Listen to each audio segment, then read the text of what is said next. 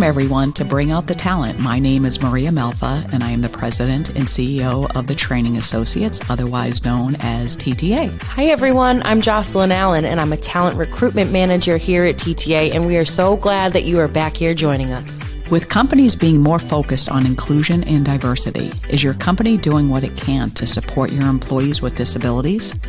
With 1 out of 5 employees having various degrees of physical and mental disabilities, many organizations struggle to provide the support needed to help foster a successful work environment. We have a very special guest with us today to help us understand how we can better support employees with disabilities in the workplace. Bonnie Rivers is the Director of Employer Relations at Work Without Limits. Work Without Limits is a network of employers, educational institutions, employment service providers, and state and federal agencies. Through collaboration and partnership, their goal is to increase the employment of people with disabilities until it is equal to those without disabilities. Bonnie is a fierce advocate for diversity and inclusion. Her experience managing learning and development, marketing operations, and global diversity and inclusion teams has significantly influenced the collaborative and inclusive nature of both her leadership style and approach. Welcome, Bonnie. Thank you so much. Great to be here. Very excited to have you. I know when you and I spoke on the phone, I said that, I reached out to you because I feel that there's just not enough awareness on how to help integrate employees with physical and mental disabilities into the workplace. And, we're a learning and development company and we train on so many different things, but this is an area that I want to personally and professionally get more involved in. So we're very excited to have you. Thanks. That's terrific. Love to hear it. We always are very inspired when more and more organizations want to learn more. Nobody's got this down perfect. So the fact that you're willing to be on the journey is awesome.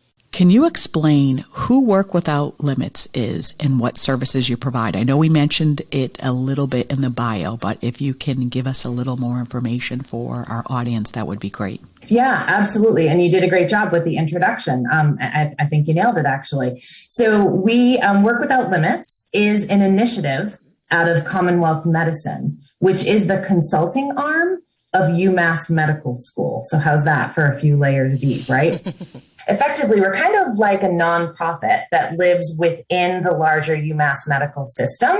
And our focus, we are very mission driven. And as you mentioned, our focus is to increase the employment rate for individuals with disabilities. So we do that in a number of ways, mainly through a very large network of employers, educational institutions, employment service providers, state and federal agencies, as well as, of course, with individuals with disabilities and their family members. So we offer a lot of services to meet those variety of needs. So for businesses, we're focusing in on helping them actively recruit people with disabilities, both as employees, but also in their supply chains, and also to really give them, employers, a comfort level with disability, which often can be lacking.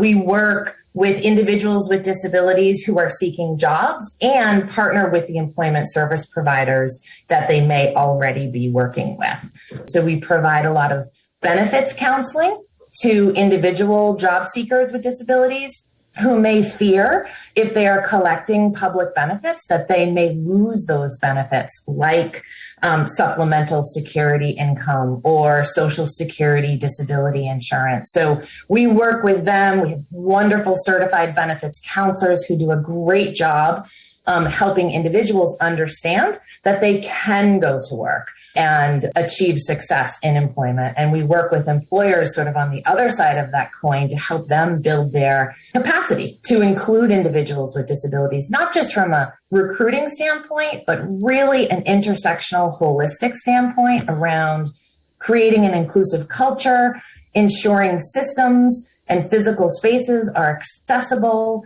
marketing, branding, policies, procedures, accommodations, so all of these things that surround the world of disability that can be a little overwhelming and a little scary for employers. We love helping them through that process. It sounds like you do a lot of coaching, counseling, consulting to work on the frameworks and helping organizations adapt to accommodating employees with disabilities for a number of different reasons. What about training offerings? Do you do classroom style training? What does that look like and how do you offer it? Yeah, we absolutely do training and consulting. It's a big piece of what we do. And actually, personally, I deliver the majority of our training to businesses or organizations. I do have colleagues who deliver training of a different kind to individuals with disabilities and their family members and employment service providers. So helping them understand the very complicated Social Security system. But as far as my training for employers, we deliver it both in person as well as virtually. It's a fantastic place to start for those organizations that are saying, we're not really doing anything around disability inclusion. We know we should. We don't know where to start. Training courses like disability etiquette. So that's the, what do I do? What do I say? What is disability? What are language do's and don'ts? How do I recover if I screw up and I offend somebody that I didn't intend on offending? So that's one of our most popular courses. We have a course called Disability Awareness, which is the value proposition for organizations to include individuals with disabilities on staff and as suppliers and as customers or clients. So we talk about some more statistics like you had mentioned earlier around, 1 in 5 individuals identify as having a disability. 1 in 3 families are directly impacted by disability. So if organizations aren't realizing that they have this prevalence in their culture, they're really missing some great opportunities. So that's a terrific course. We also, from more an advanced training standpoint, we do targeted training for talent acquisition teams, hiring managers, and HR around interviewing candidates with disabilities. So what's a good interview might be very different after you leave our course versus what, you've been trained in that recruiting 101 type of session. And also another advanced, I would call, course is conducting performance discussions with individuals with disabilities. So as a manager, what do you do if there's a performance issue and your employee says, well, that's because of my disability, and this is the first time you're hearing it? So how do you handle those types of situations? So we definitely do a lot of generalist training, both, as I mentioned, in person as well as virtually. They are typically 1 hour in length because we know very clearly from organizations, that's it. So a lot of times they're kind of lunch and learn type of sessions. What's interesting about what you're mentioning is that it can be, forgive me for this part because I want to make sure I'm using the right words, but there's subtle, almost nuances in the form of disabilities, and then obviously much more apparent ones that you can see, if you will, and it's accommodating both of those in what your programs offer. It sounds like a lot of it can be human resources related. Do you find that those are the departments that you frequently work through for that reason and the sensitivity around it? Or who are you working with when you're trying to bring these on board? Yeah, for training, actually, for most of what we do in the employer sector, it's HR departments, talent acquisition teams, diversity, equity, and inclusion teams. Those are really the big 3, and oftentimes they're quite related. And yes, you're absolutely correct. I mean, one of the first places we start with organizations is talking about disability and asking people, when I say the word disability, what comes to mind? 9 times out of 10, somebody says a person in a wheelchair. Of course, because that's the universal symbol for disability. Sure. It's what we've all been trained to see is a person in a wheelchair on the accessible parking tags or the accessible doorways. So that's a lot of the education where we start, is really understanding that disability doesn't discriminate. It's all ages, colors, sizes, religions, genders. It's a category, if you will. Any one of us can and likely will join at any time, because disability can be temporary, it can be permanent. It absolutely can be visible and invisible, and every single disability has a spectrum. So you could be partially blind, you could be legally blind. So these are all of the things that we talk about in training and have really good dialogue. And even with the virtual training, they're highly interactive through polls and case studies and chat. So long answer to your question, but yes, it's HR, diversity, equity, and inclusion, talent acquisition teams, sometimes marketing teams. That's not usually the driver, but it is an important piece to get people's word out. I just still find it amazing. Here we are in 2022, and we still don't have a lot of awareness on these issues. Right. As I mentioned to you, Bonnie, I've had learning disabilities growing up, and I have 2 children, and they both have learning disabilities. And I know as a parent, I've had to spend so much time advocating for them. And as you know, my son is now 21, there are a lot of things that people just might not know, because he looks perfectly, normal. My daughter does too. My daughter has auditory processing disorder and dyslexia, and sometimes she has a very difficult time communicating her thoughts, especially for assignments when she reads something. She knows the information, but to just try to retrieve that information is very difficult for her. And even growing up too, it's amazing how many people who have disabilities also suffer anxiety or depression, mental health issues, because a lot of times it just gives you very low self-confidence. Mm-hmm. You start thinking that there's something wrong with you, or you're not intelligent, when it has absolutely nothing to do with intelligence. It's just how you relate. So I absolutely love what you do, and I just, my goal is to raise more awareness on this. So is there challenges for companies that are a certain size? So if you're a small company, say, 10, 20 employees, and there's different accommodations, do you see sometimes smaller organizations having a harder time to make accommodations than larger companies? And how does that work? Well, first I want to address, what you just shared with us, which was incredibly personal. And I want to thank you for having the courage to do that, because that's how change is. That's how we impact change. And a huge, powerful way to do that is for all of us to share our stories. So for those who are comfortable in sharing their story, it makes waves of difference at organizations. So I just wanted to address that and say thank you. Thank you for sharing that with us. I have a sister with multiple disabilities, and I can't tell you the number of tears that were shed on the playground growing up because she was called the R word and took the short bus, and why the short bus was so funny. Fortunately, I do think we have improved. It's been 31 years since the ADA with the Americans with Disabilities Act, thankfully, but there's still a long way to go. So we recognize that for employers, there is no shaming with us at all. Some of our favorite employers, regardless of the size, come to us in a whisper. And they say, we don't know what to do. We know we're behind the 8 ball. We've been focused on women. We've been focused on people of color. Mm-hmm. We've been focused on veterans, but disability is just such a mystery to us. So a very large service that we provide is our business network. So we have about 40 organizations, both in and around the New England region, but also nationally and internationally, that are part of our business network membership. And that entails a number of benefits throughout the year. We get together 2 times and for training. So I deliver training courses to the network. We get together for educational webinars. So I'm actually just getting ready now to email out a survey to all of our business networks to say, what do you want to talk about next year? What's hot right now for you? You can imagine in 2020, what was the topic everybody wanted to talk about?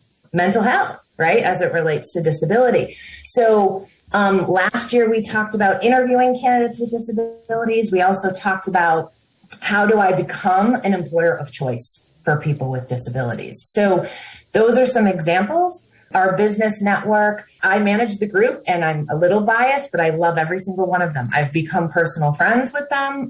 Many of them are leads in their HR or their D&I or their talent acquisition departments. And to answer your question, it's small, 100 person organizations all the way up to mega international organizations. And you can see all of our business network members proudly displayed on our website, which is workwithoutlimits.org. So from an accommodation standpoint, it might be easier for a smaller organization to implement accommodations just because they might be more nimble. But from a readiness standpoint, it really depends on the type of organization, the comfort level with disability, the knowledge internally. There are so many factors that can contribute to an organization's readiness. From what you're seeing, what are the biggest challenges that workplaces are facing when it comes to trying to increase their disability inclusion capacity? Yeah, it's a great question. It's a loaded question. So some people, they just get stuck. They just feel like it's so overwhelming. I don't know where to start. So let's just move on to something else that we can kind of check off a list. So I would say just get started. Training is a great way to start. It's a great way to start, educating, raising awareness. People also, many organizations will come to us and say, our focus this year is increasing the number of employees we have on staff. So can you give us some candidates? We want to increase our hiring. And I say, that's terrific, but it's all intersectional, right? So if your talent acquisition team is not educated on interviewing individuals with disabilities, there's so much stigma, unfortunately, packed with disability. And Maria, you were talking about it earlier. Assumptions being made about what people can and can't do just because of maybe what they look like or an assistive device they're using is really problematic. So if you have a talent acquisition team, a recruiter who isn't educated on that, you could be turning away really great talent. And organizations get frustrated there saying, why aren't individuals with disabilities applying or telling us or identifying as an individual with a disability?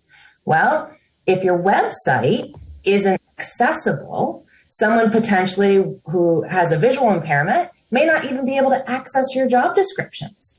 If you have simply an EEOC statement, a legal statement on your careers page, it's not super warm and friendly. Like that's a must have. Like if you're a federal contractor, for example, that's a must have. And it's great that it's out there, but imagine if you had pictures of individuals with disabilities and really nice language around, if you need an accommodation, we'd love to help you. Reach out. Here's my contact information.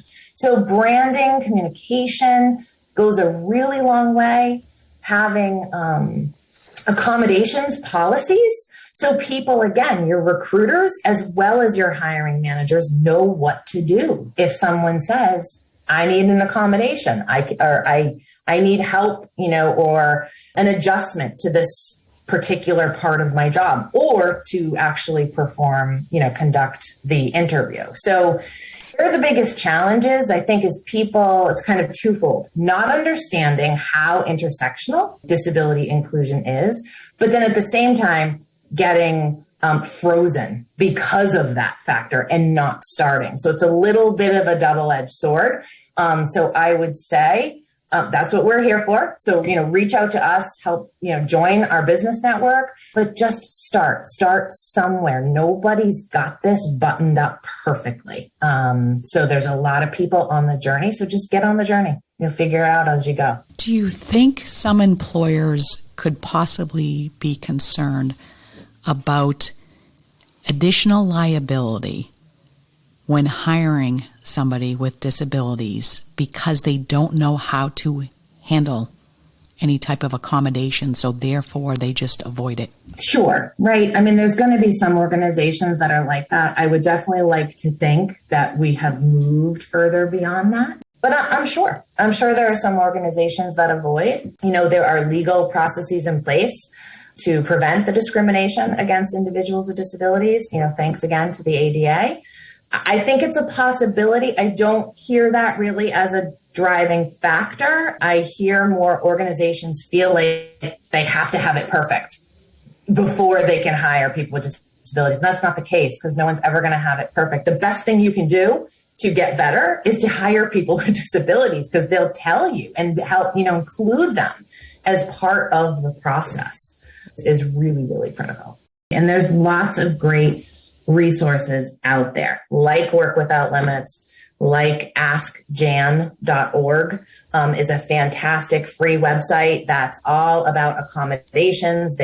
Employers can call them directly, set up confidential case files. I mean, there's a lot of resources out there. So I would really encourage people, take a look at the resources tab on our website, which will point you to a lot of those places, or reach out to us, but definitely to use resources for sure. There seems to be an increased awareness of neurodiversity in the workplace. Can you explain how Work Without Limits would work with an organization that would like to become more inclusive in this area? Sure. So Work Without Limits prides ourselves on being generalists in the space of disability. We are not specialists. However, we have a very large contingent of what we call community partners. So we have over, I think it's closer to 75 now, community partners, which are those types of organizations that are employment service providers, state agencies that work directly with individuals with disabilities and are specialists in their fields. So what we do, like I was mentioning, in 2020, we did mental health was the big topic. We're not specialists in mental health, but we have community partners that are. So when we hear a need from an organization or our collective business network saying, this is what we need, this is what we want to talk about, if it starts getting really specific around neurodiversity or people who are hard of hearing or visual impairment, we start digging into a specific disability like neurodiversity. We reach into our community partners and we bring them into the discussion and to help conduct some of those educational webinars. And we make the warm introductions to these organizations. And that's a huge benefit, again, of being part of our business network, is that we actually have consulting hours that we've built into membership where organizations can contact us and we have those discussions and we connect them. Where is your need specifically? And if it's something we can't meet, we refer them to community partners. Certain jobs you have requirements. So there might be some requirements that somebody with physical disabilities clearly can't do, and it would be very obvious based on the job description. There could be, like for neurodiverse employees, how can you determine whether a particular job description might not be the right fit for somebody with neurodiverse issues? So I love that question because we get asked it all the time. So what are the best jobs for people with visual impairments, or what are the best jobs for neurodiverse candidates? So I'm going to challenge you and I'm going to say to both of you, you tell me, what are the best jobs for women? Cooking and staying home and taking care of your kids, right? Isn't it barefoot somewhere on a tile floor? I heard. I don't know. So what I'm thinking is, so I have a friend who has a child who's autistic, and as I mentioned to you, Bonnie, I do have family members on the spectrum also. I'm not sure, like when we're having this conversation, I'm just picturing, could this young man now be a recruiter? And I'm just thinking, or a salesperson, because as we know, like on the phone, especially with Zoom and having the nonverbal communication, would there be issues if somebody was to get frustrated or get frustrated with the client? How do you let the client know, or do you not need to let the client know that this individual might miss some cues? So I don't know if I'm, again, saying this correctly, but I could just picture that. And it's not like in a way of like, discriminating or not thinking that they're capable of doing it. But are there things, just like even somebody that has a personality that is, they could be very stressed out. Right, You just might like not, easily triggered almost. Easily Yeah, triggered. right, yep. You might not want to put them in a certain position. So I guess I'll stop talking and let you answer. Yeah, no, so I was being a little flippant earlier, but I really want to follow through on that. So because ultimately what I'm hearing you say, and I hear people say it all the time, is, what can or can't sort of this type of disability be able to do or not do, right? There are some concerns around that. So I always challenge people who I feel safe and know that I'm really not coming at them with that question of, what job can women do? And people typically pause and then have that aha moment of, whoa, I am making a huge assumption just because this person has ABC disability that they can or they cannot do a specific function. So in order to eliminate the stigma with disability, we need to eliminate our assumptions. And to answer your question, Maria, that's a lot of what we talk about in our interviewing course. All of those questions you have, like, how do I know if he can do this? And how do I know if he could do that? How do you find that out? Is you ask. You hashtag ATP, ask the person. And I'm taking that from Randy Lewis from Walgreens. But you ask the person. So in an interviewing environment, and this is referencing what I was talking about earlier, you never, ever want to assume. For example, take somebody who's blind and they're interviewing to be an engineer.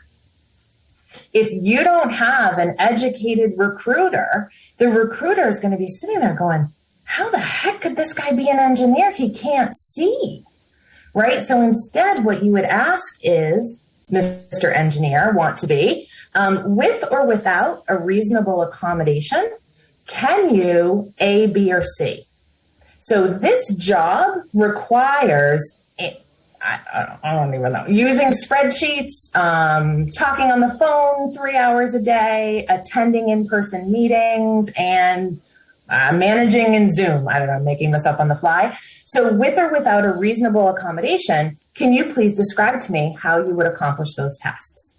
That's the question you ask. So for your recruiter example, those would be the questions you ask. So as a recruiter, you have a job description in front of you. Those are for a reason, right? So if it's a well-written job description, you have key responsibilities that are required components of the job.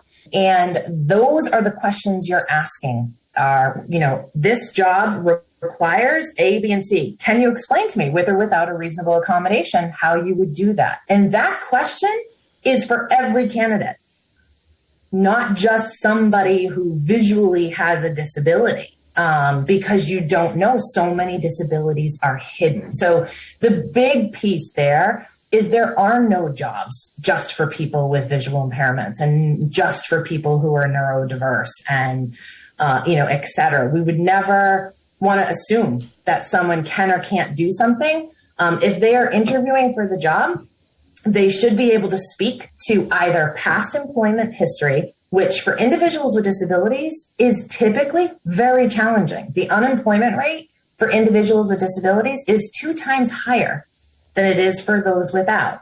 So they are not going to have, in theory, as many past employment opportunities to speak to as those people without disabilities. So it's important to say, tell me about your skills. Tell me why you think you're qualified to do this job. Here are the necessary requirements of the job. Can you explain to me with or without a reasonable accommodation how you would accomplish that? So if you have a question, if you're sitting there looking at this person who's blind, who's interviewing to be an engineer, and you're thinking, how the heck do you do that? You need to ask. Because if you don't ask, you're making an assumption, and that person's never going to get beyond you and to the hiring manager. You're going to, it's sometimes easier to avoid, and then you're walking down a very fine line of discrimination. So if you ever have a question, you hashtag ATP. I love that. Yes. We're going to use that. I know that was very helpful. Mm-hmm. I mean, it seems obvious, but yet I think because of not being aware and just knowing that you don't know how to handle this type of situation. Yeah, absolutely. Right. So it's all about education. Becoming aware. And the key there, really, the phrase, from a Title I employment, ADA, I'm going to get legal on you enough to be dangerous because I'm certainly not a legal person, but it's the essential functions of the job.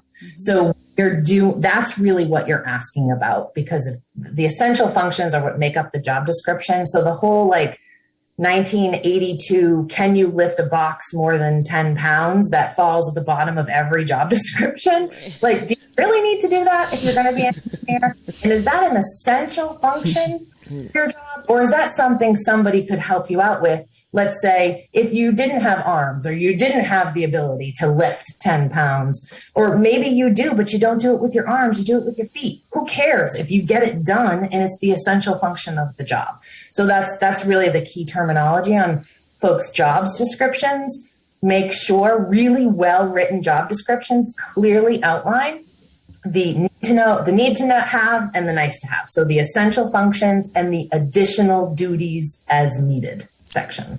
That was very helpful. Thank you. Absolutely, it was. You were telling us earlier, Bonnie, before we started recording, but we were talking about your background in instructional design, and you're making some pivots and still doing some of that training detail with Work Without Limits.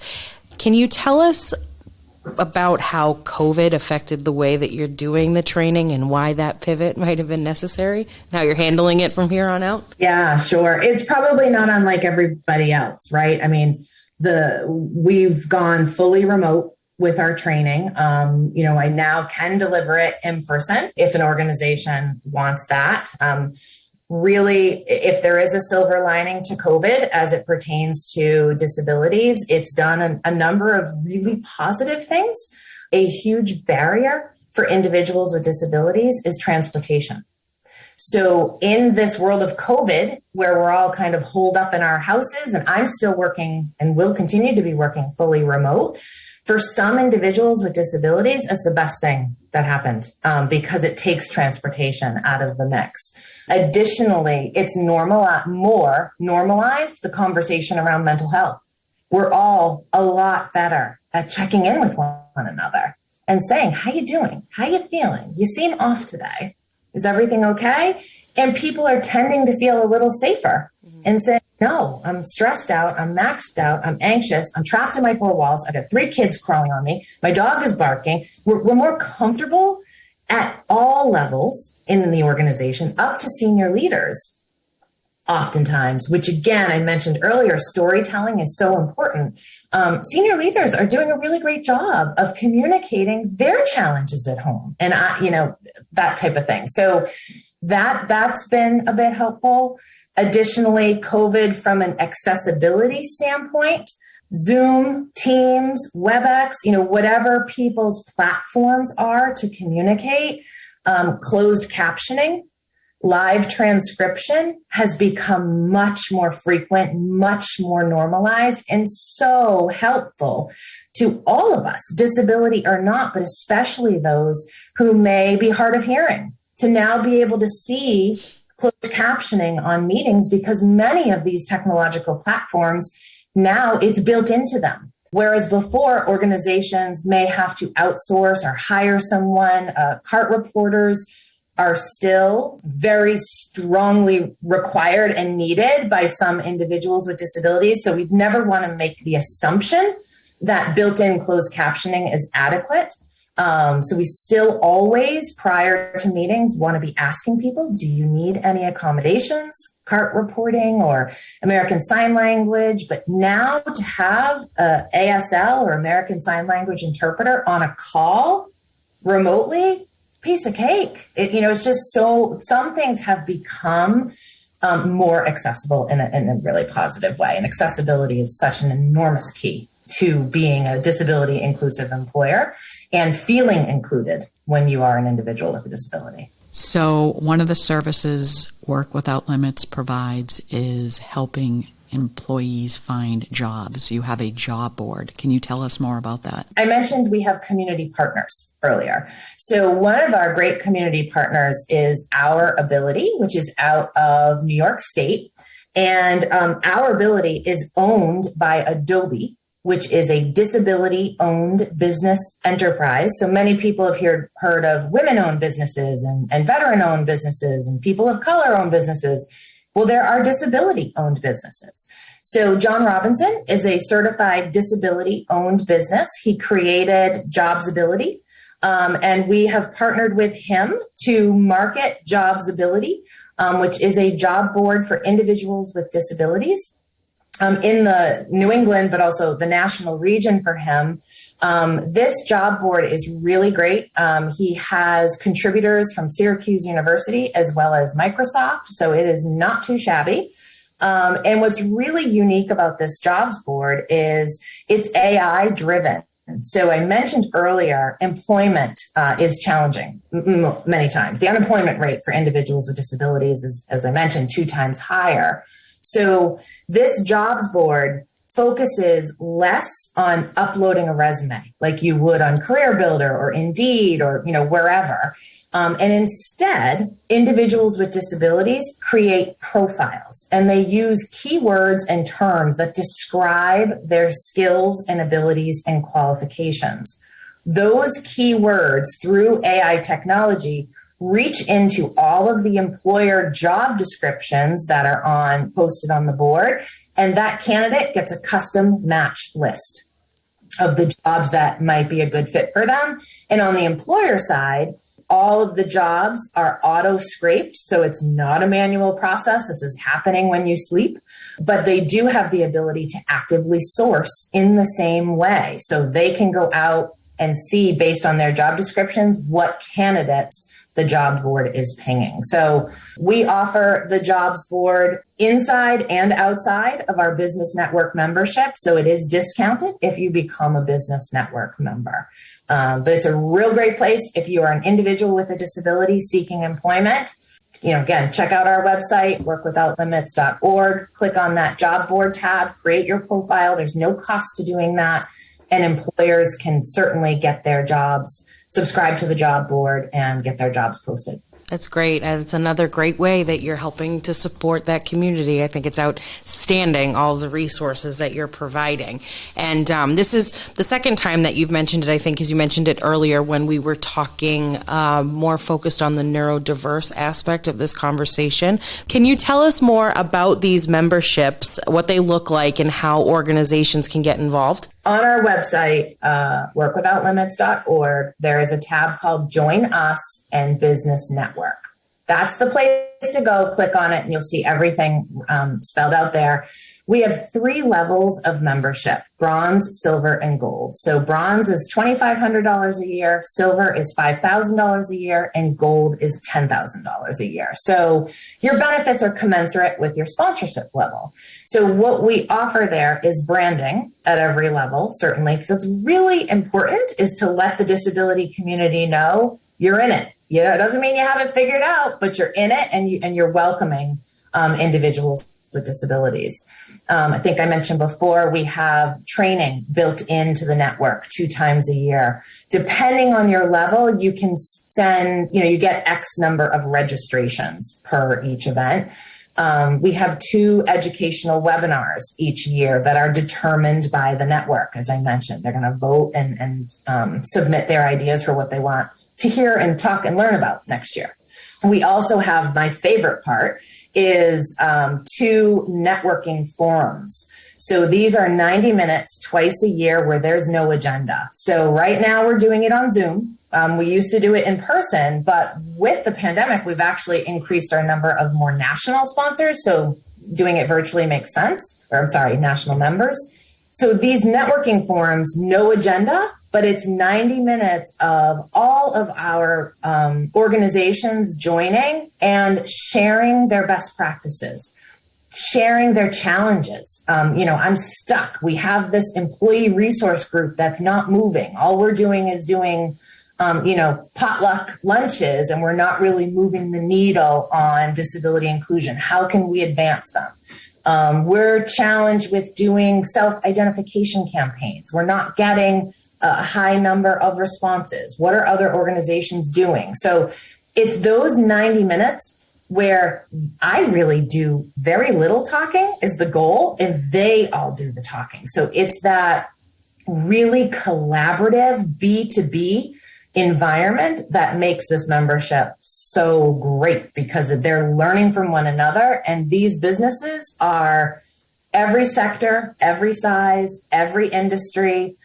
it really doesn't matter because disability inclusion is pretty universal. We additionally have, as part of the membership, a private LinkedIn group, which anyone on LinkedIn is like, oh yeah, I belong to 10 LinkedIn groups and nothing's happening.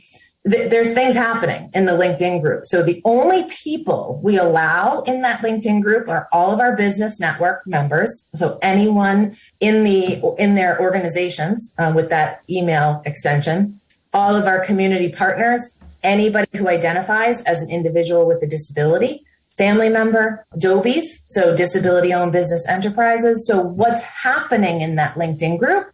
Employers are posting a job, a hot job or an internship that they might have. Candidates are posting their resumes or sharing their LinkedIn profiles. Community partners are sharing their opportunities, seeking employers to get engaged and maybe help them with an initiative they're working on. DOBIes are sharing their business. So it's like a big virtual bulletin board, basically, is what's happening out there.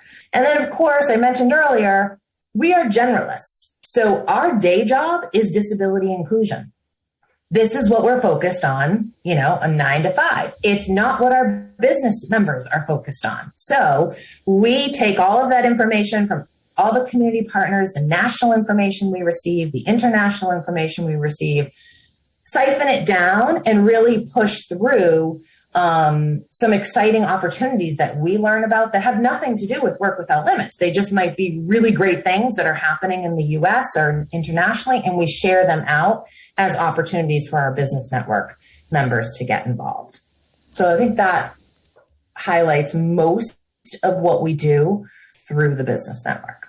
Bonnie, in your many years of working at Work Without Limits, what are you most proud of?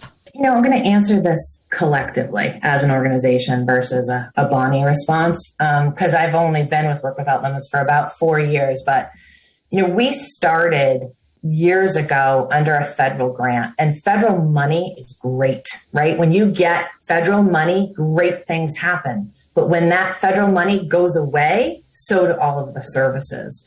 So I think what we're really most proud of is the business network community that when the federal money for our grant back in 2008-ish, when the grant was running out a few years later, we went to the business community and we said, the grant's running out. Okay, birdies, leave the nest. You're ready to fly. You've got this. And all of them said, absolutely not. This is not our day job. We need your support to continue. So we will pay you. Let's create a membership model because we need your guidance moving forward. So that's how our business network membership was born.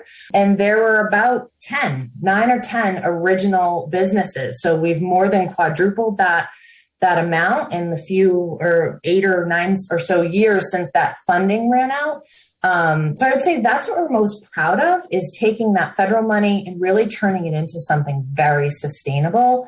And businesses hold such impact and have such a voice of change. So when they are on the journey and they are getting this and they're becoming advocates, that's what drives us up. And that's really what we get most proud of, because difference is happening.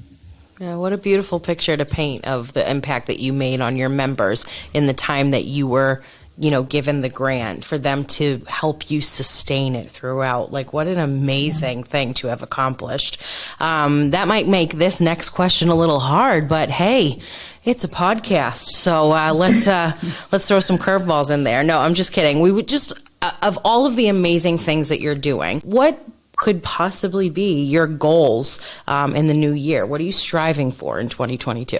We want to continue our training and really continue growing the training with the number of contracts that we have, because it's received so overwhelmingly positively. Like Maria, you said earlier, like, oh, I guess this is kind of common sense when you think about it.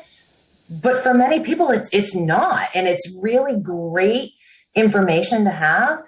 So a goal of ours is to really continue to grow our training exposure, because that means people are learning, impact is happening, and education is being shared out there. So between growing our business network, which we're always seeking to do, as well as really our training efforts, that's where we're feeling in the business community getting back to our mission, which is to increase the employment rate for individuals with disabilities, empowering organizations through training and education, and the business network membership are our solid goals moving forward.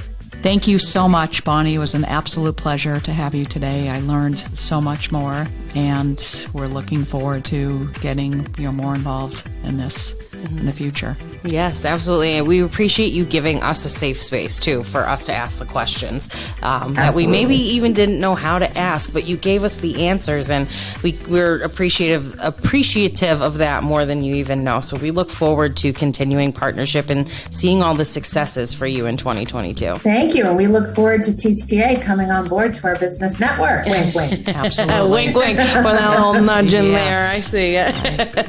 Thank you so much, Bonnie. Have a great Okay, bye-bye. For more information on today's podcast guests and how they can help your organization, please visit www.thetrainingassociates.com. Bring Out the Talent is a Mudhouse Media production.